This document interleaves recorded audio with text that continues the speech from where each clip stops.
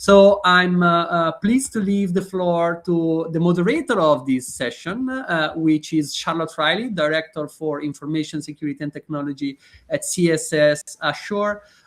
Charlotte, thanks a lot for joining us. I leave you to introduce the other speaker and looking forward also to this panel. Thank you, Alessandro. Hi, everybody. Thank you for joining. So I'll be joined today by Padraig Walsh, who is a partner at Witt in Hong Kong, a law firm in Hong Kong, and India Bednall, who's the Director of Strategic Communication at FTI Consulting in Australia. So we're covering the globe a little bit today because I'm based in the UK. As Alessandro kindly introduced me, I'm Charlotte Riley. I'm the Director of Information Security at CSS Assure, which is a data protection and cybersecurity consultancy in the UK. So in this session, we're going to explore some of the most common pitfalls we regularly see during cyber incidents, and actually what good looks like in practice. We'll also look at how organizations can respond more effectively by aligning legal, technical, and communication perspectives. So the response becomes coordinated and confident and defensible across all of those disciplines. So we're going to start with a scenario to set the scene, which is often how these things unfold, and our experts will attest to that. So we'll assume it's 2:30 on Monday morning. The company in question is a software provider that provides, let's say, cloud financial service solutions globally. So that's across Europe, Asia, North America. And as these things happen, some suspicious activity is detected. The Chief Information Security Officer receives a notification that sensitive customer data may have been exfiltrated overnight. There's something going on technically. Again, as we see regularly, the facts are incomplete. Many of the senior leadership and the C-suite of the company is asleep across the time zones. And in fact, because this is an always-on cloud solution, customers are actually beginning to notice that there's a problem with the solution. So, as we know,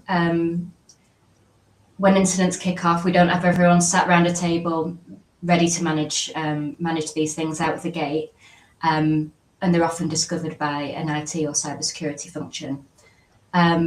So, over to you, Padraig, in India.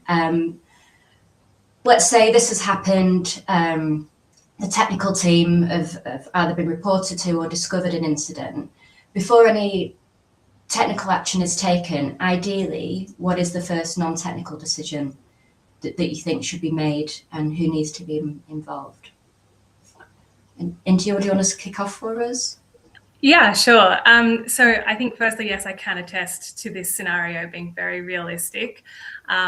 These incidents often happen out of hours, and usually deliberately so on the threat actor's part, because they want to, attack an organization when they're least expecting it. One of my favorite project names was Project Turkey, because the threat actor had actually infiltrated an organization based in America right before Thanksgiving weekend. That's cool. It is cruel, and everyone was scrambling to figure out what to do while they were going away on their Thanksgiving holidays. So I think really going back to basics, when you're faced with an incident like this, the very first thing that you need to do, and an organization of this size should have one, it's stand up your crisis management team. They should be, aware of their responsibilities and ready to go at a moment's notice. And not only that, but also bring in your external advisors. So there really needs to be a centralized forum for decision making and for information sharing about what exactly is happening. And there needs to be a really clear process for go, no-go decisions, approvals, things like that, before anything else can take place. and really bringing in external experts as well as relying on your internal team, particularly if it's an incident like this across time zones and where people might be in or out of the office. That I think is the very first step. And it's got nothing to do with containing the incident itself, but really just making sure you have the right people in the room. Absolutely. Padraig, do you have something to add? A couple of things. Let's hope it's on Christmas morning as opposed to Thanksgiving. One thing is that people often forget is that the incident response plan that people have, hopefully it doesn't exist within the system only, and that there is a paper version of that that's accessible to people, and that the contact information of the crisis support team or crisis response team is in that and isn't reliant on emails that may be compromised. Two simple things that I would say, just in addition to that, is a notification that you can do even earlier than you need to make regulatory and other notifications is a notification or a notice to your insurers. If you've got cyber insurance, one of the very first things you should do is to notify the insurer so your policy is activated and you get the benefit of whatever cover is prescribed in the policy, including potentially support from incident response, support from lawyers who are approved and on the panel for the under the insurance policy. So that's one key thing that you can do straight out of the gate. The other, which I would put immediately next to that, is also to engage external legal counsel, and that's because if you are setting up external advisors, particularly people like incident response and forensics, they can be engaged and should be engaged ideally by the lawyers, because the lawyers may be able to cloak a good part of the communication that arises between the crisis support team involving the external lawyers with legal professional privilege. If the reports and information is being gathered for the purpose of giving legal advice, then it can be subject to legal professional privilege. And what that does is it just allows the right quality of information to be clarified and confirmed before being used officially in any public act or public communications of the company in question. So I would say notify your insurers and engage your lawyers. Thank you. So as we've just laid out, ideally that this company would have a mature, tested incident response plan that maps out a clear escalation from a discovery of an incident to standing up a multidisciplinary incident response team. But as we know, an initial response could be well underway before key stakeholders can get involved. From your experience, what are the most common mistakes that you see in the initial stages of an incident across legal and comms alignment? And do you want to start that one again for us? Yeah, sure, I can. Well, yeah, look, speaking from a comms perspective, I think there are two really key mistakes that can happen in the early stages, and they're kind of equal and opposite. So the first one is that in the rush to reassure stakeholders, particularly in a situation like this where there's an operational impact that's very visible to your customers and your partners, then leadership or the comms team might rush out a statement just saying what they think has happened and trying to kind of smooth things over while they figure out what to do next. This might lead to making assumptions. So they might be making assumptions about the extent of the impact, the potential data that was affected, or when systems might be restored. And the problem with making those kinds of assumptions really early and sort of publicly is that you might need to walk them back. So you're really introducing unnecessary levels of risk by trying to do the right thing and reassure people that you're on top of it, but you really need to make sure that what you're going out there is factual and you can kind of say it at the right time. And so that's where a really close connection between the comms, legal and technical teams is really important to make sure that you have that information, what you can and can't say. The opposite problem that can happen in those early stages is that an organization maybe doesn't say anything. And they might feel like while they're trying to gather the facts that that's the right thing to do. And in some cases, it can be. And so a judgment call needs to be made. But for something like this, where there is an operational impact, others might fill the void that you leave by not communicating. And then you run the risk of losing control of the narrative and your own story about what's happening. We've seen customers, journalists, even politicians, in one very famous case here in Australia, there was a politician speaking when the company wasn't. So I think those two situations should be avoided. But in the rush of incident response in the early stages, they're really easy traps to fall into. Absolutely. And Padraig, you mentioned, of course, bringing in external counsel for ensuring privilege, but is there anything else that you need to consider early on? Maybe one additional point on that people can think of in terms of future-proofing is that the best form of an engagement in situations like this is what you would describe as a pre-engagement. In other words, that you're already engaged and you're on retainer and able to respond. So to speak to your point as to what's one of the common mistakes that you see in the initial stages is not having that kind of a relationship or engagement set up. So what you're doing is you're scrambling.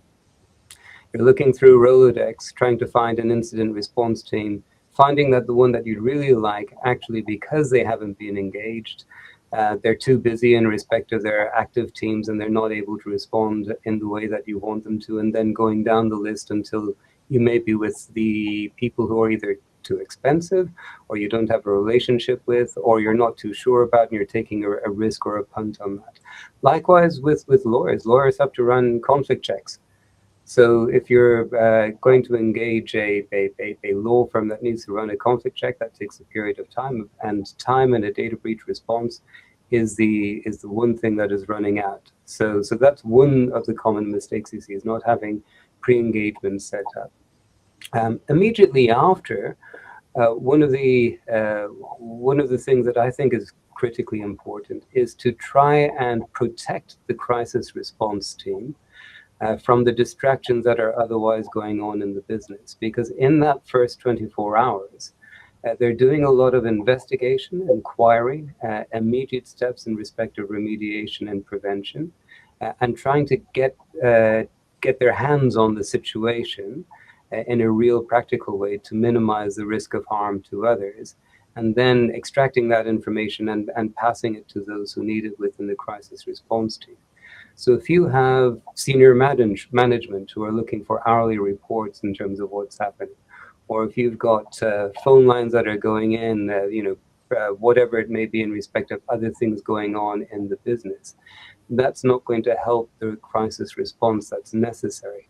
So that ability to insulate the crisis response team, to let them get on and do what they're doing, will mean that there will be a better quality of information sooner than would otherwise be the case. And that can help mitigate some of the risks that can arise in respect of the communication strategy. And if I could share one story, it's actually a story, Charlotte, that you'll be familiar with. In the very wonderful data breach simulation trainings that Privacy Rules coordinates, one of those sessions was for the lawyers themselves in the Privacy Rules Alliance. And one of the things that I think India might be able to relate to is that if you put lawyers on public communications, you might find that very little will be said. And that is probably the distinction between having a communications professional on board and having lawyers managing those communications. So that was one of the things that I remember from that when it came to anything that needed to go to the press, you could read the press statement and it said nothing really, just, watch this space, we'll let you know when we have information to share with you. So communications people are very important. Absolutely, and I completely agree with protecting the team that's managing it. Let's say actually hands-on, controlling, containing, performing the technical response to the incident response team, and of course the business as usual that's going on around them. Often when we respond to an incident, as you say, we've not been engaged previously. It is a scramble. and then we're also trying to coordinate those other disciplines. And the main thing that we see is on an incident response team, if one exists, then there isn't particularly a technical liaison, so that connectivity between what's happening technically, and of course there is a lot of work going on there. That's where that's a major source of stress, and then of course an incident response team or just we'll say the C-suite, or the stakeholders that want to know what's happening on an hourly basis, they might not really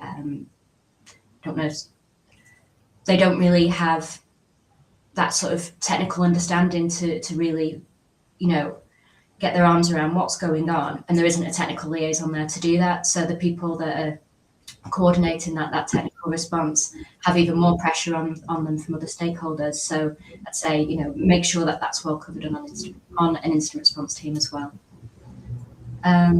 Okay, so I think naturally we come on to sort of the regulatory side of things here, and that clock starts ticking, of course, before we're confident about probably any facts. Often the incident is unfolding, there is a level of containment, some investigation going on.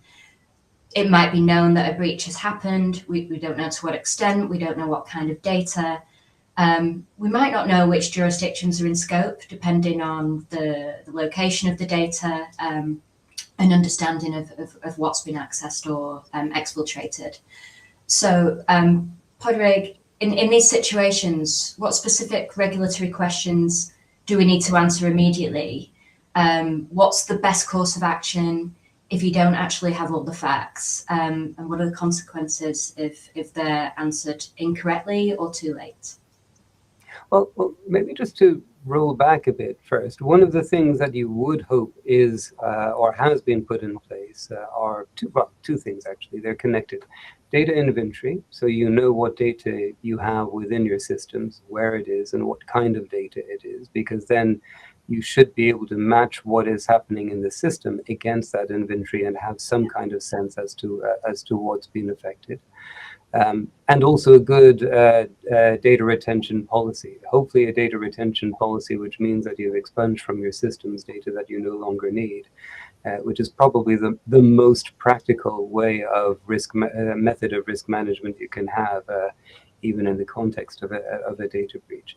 I mean, what lawyers will look for is the information they need in order to be able to see whether a breach is notifiable, and that's against a number of different types of notifications.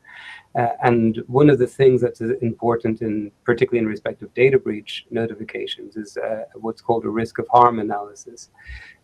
So in terms of looking at what kinds of notifications you need to make, there are notifications to privacy regulators under a variety of systems. If you're in Europe, it would be under GDPR, but if you're outside of Europe, there's for instance, in Asia, and each jurisdiction will have its own particular method of requirements in respect to that. There's also cybersecurity related notifications if you are a critical infrastructure operator, and you'll need to make an assessment of that. And that's oftentimes unrelated to data, but is more about unauthorized access to the operation of the critical infrastructure and whether that has had an adverse impact in some way on its operation. But you'll need to make an assessment of that if you are a designated critical infrastructure operator.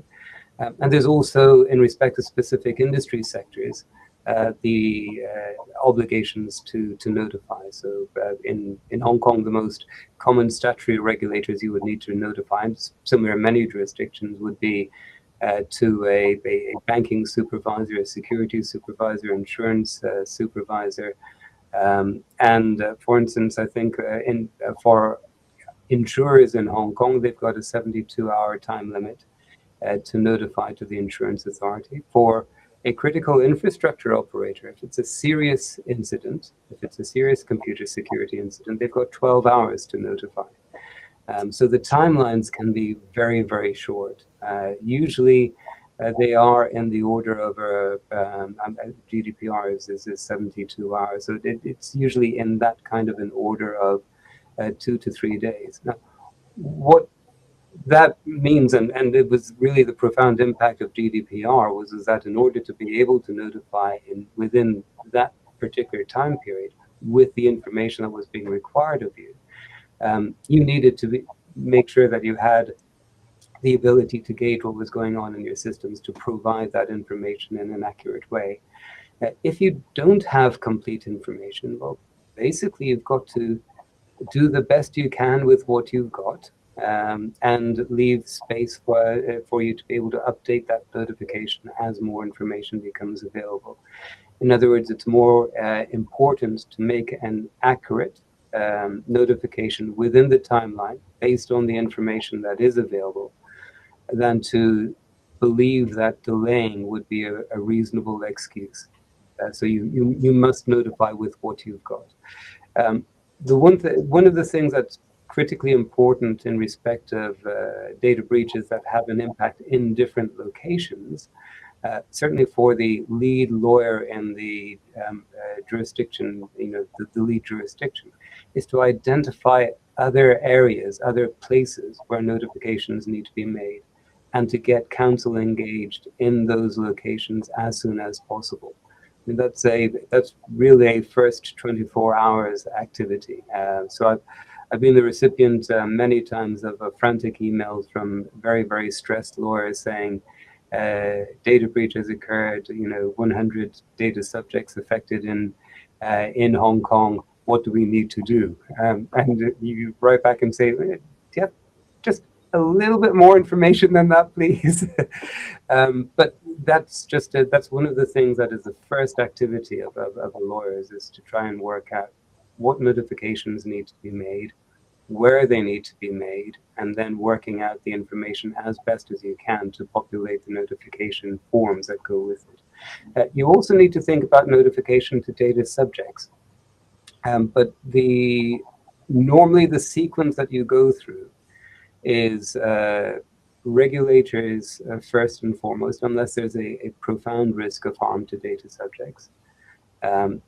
Then data subjects, usually almost synchronized and almost happening at the same time, as in the same notice that is being used for the regulators would often be the substance of the form that you would also, form of notification that you would use for data subjects, but probably going through a comms filter to make it more friendly.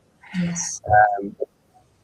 And then you look at contractual risk and other obligations, and then internal communications within the organization itself, and looking to try and keep a consistency across all of those communications, really, because once the formal notices are done, it kind of moves from the lawyers to the communications side of things, but trying to keep consistency.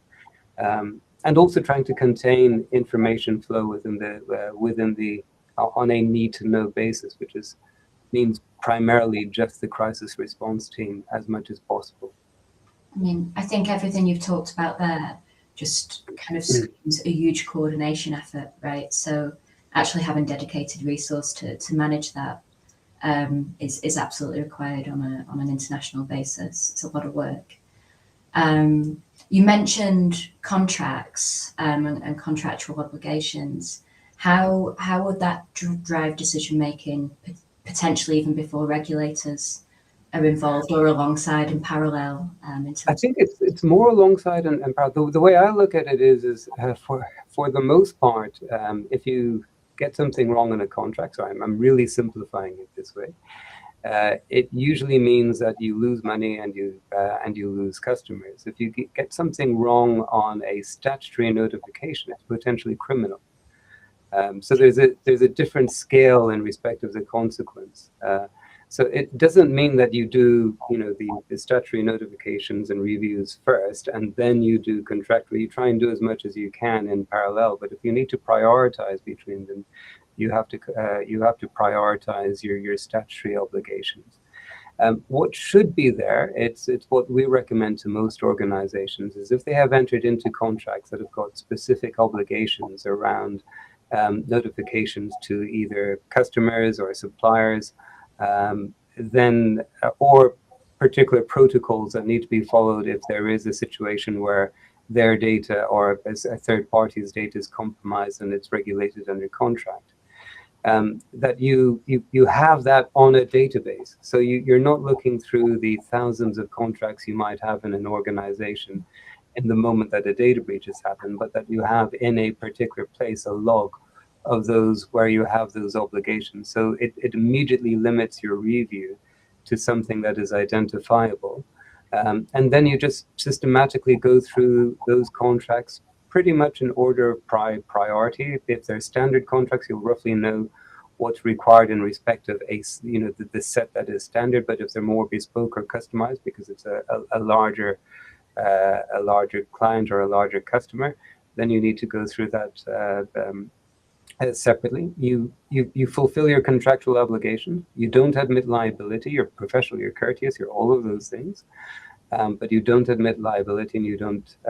Sorry, might be something where actually I might disagree with India. I was going to say you don't feel sorry, because sorry gets you into trouble sometimes in respect of an assessment of liability. The reason for that is you don't know if you are liable. That's something that requires a cold towel and more time and analysis, because it's a legal judgment based on evidence and fault.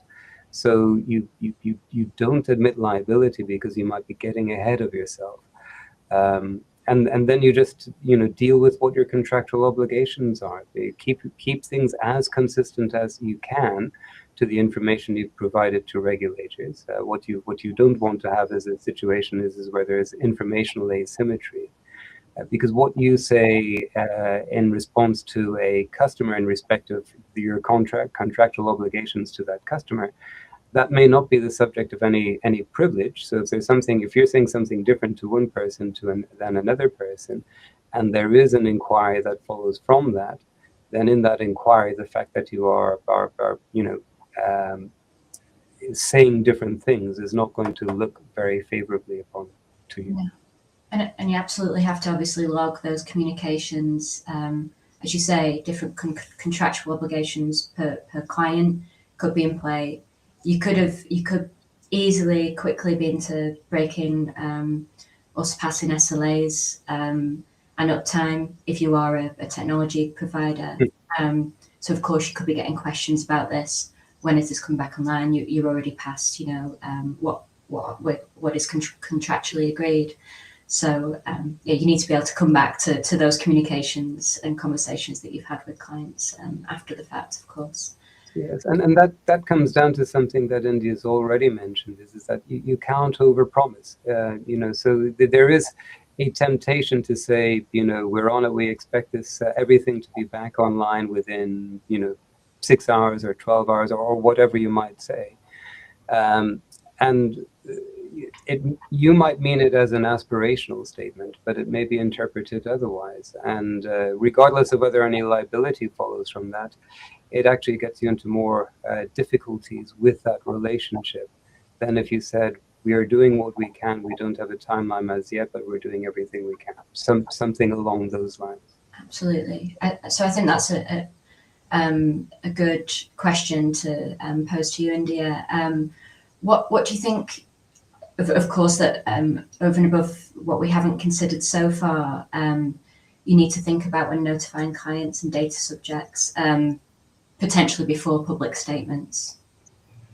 Yeah, so I mean, I love the idea of organizations having a log of all of their contractual notification obligations to customers and suppliers, because that would make things a lot easier than what I've seen in practice. And I mean, not only should you have a log of your obligations, but you should have a log of who you've communicated with and when and what you've sent them, because it can get extremely complicated when you're meeting different agreements with different customers and you're having lots of different tailored communications, not only, what you've said to them, but whether they've since been updated as you receive more information, and that can become a really messy process.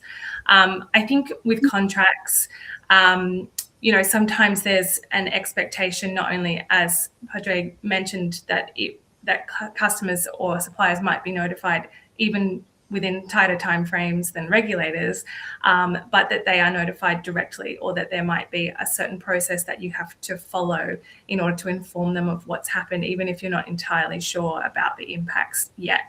And so you can also get into hot water if they find out that something's happened through another channel, such as media. So I think taking all of this on balance, you know, organizations really have to consider their communications channels, their obligations, and the best ways that they can communicate with people. Treating different clients differently can also get really complex. Although we all know that every organization is going to have their top most important customers that they're going to prioritize. And rightly so, it's a commercial decision, but making sure that you're keeping track of all that and you're not ignoring other customers is also important in an incident response, because you don't want people getting frustrated or that there's an asymmetry of information, or different people are receiving different information. And that can come back to bite you sometimes. So I think, yeah, I mean, ultimately it's about discipline, and it's about having people who understand the importance of keeping track of everything, and whether that's the contracts or the communications at the other end. It makes everyone's life a lot easier if you have that discipline and that record keeping in place. And then you don't get distracted by the disgruntled clients who haven't received what you promised they would. I mean, those kinds of things always happen, but you're able to kind of minimize those distractions and really focus on that central response that needs everyone's attention. Absolutely. And sorry, Patrick. Sorry, Charlotte. There's one other maybe scenario that I think is worthwhile highlighting. If a breach happens within the supply chain, so you're an outsourced service provider to a regulated entity, that is one of those situations where your contract with that regulated entity is moves to the top of the queue in respect of assessment. Because that regulated entity itself will be under fairly strict and fairly severe notification and other liabilities and obligations. And inevitably, if they're in breach, that liability, to the extent they will flow down to you. So it's on that higher level of a contract you really pay attention to if you're the person experiencing the data breach. Yeah. I think the main point here is this is complex in an international setting. We're talking about multi-jurisdictions. I suppose from a cultural point of view, how clients expect to be notified in a certain way. And there is the tension, or I suppose a conversation to be had between the legal teams and the communication teams on how that is managed in terms of transparency, while walking, I suppose, a protective line from a legal point of view. So you need those experts on hand, as we've talked about. We are running out of time. This has gone very quickly. So I think one of the points we wanted to cover was preparedness. So I suppose if we could do a couple of minutes on that, Padraig, what would you say, your kind of, I suppose, top tips for being prepared for an incident like this? I think there is certainly the most important thing is to have an incident response plan. So to actually have it, and the funny thing is that whatever happens in a data breach is not, something's going to happen that is not accounted for in the incident response plan. But at the same time, by having gone to the effort of putting a proper plan in place, it means that senior management will have put thought into how they would respond in a circumstance. So doing that and having that in place is good in respect of preparation. It's also good in respect of liability management. Because if you do have regulators, or if you're involved in litigation and it comes to light that there wasn't an incident response plan, or that there wasn't a training program in respect of an incident response plan, that's going to be an adverse factor that's going to count against the organization. So both as a sword and a shield, an incident response plan is absolutely critical. Completely agree. And India, what are your, I suppose, 30 seconds of top tips on being prepared from a communication point of view? I mean, preparedness is the number one thing that we discuss with our clients. It's so important. You know, I guess just echoing what Padraig said, you know, you need to have that plan. It needs to be regularly reviewed and regularly tested. So that means not only reading and familiarizing yourself with the plan and the whole communication, like the whole crisis management team and crisis communications team, but also testing it. So desktop exercises, full-scale simulations where you're really kind of put into a realistic, hyper-realistic scenario with where you're having inputs fired at you and you need to respond in real time. So those kinds of things really make sure that your team is match fit and that you identify those gaps in processes and the plans and the team. You identify things like single points of failure where there's one person that's relied on for one specific function and you don't really understand that until you put it through the test. So those things are really important to surface outside of a live incident response. And it should also involve your external advisors. So it's really important to have those external legal counsel that you probably have a pre-arranged agreement with, and your external crisis communications team that you might also have on retainer, involved in testing and reviewing those plans to make sure that they're going to work. And particularly anticipating scenarios like what happens if we have data impacted in multiple jurisdictions? What happens if we need to make a decision to pay a ransom or not? And that's not as simple as everybody thinks. So, you know, there are some really easy to anticipate situations in terms of a cyber incident or a privacy incident that you can figure out as an organization. How do we respond? And more importantly, who do we need to be there to respond to it effectively? Sometimes, you know, things are made, so decisions are made on a case-by-case basis, and that's necessary. But if you have a principles-based plan and there's an ISO crisis response standard that you can map your plan against, then it should be able to be flexible when you're in the midst of that situation.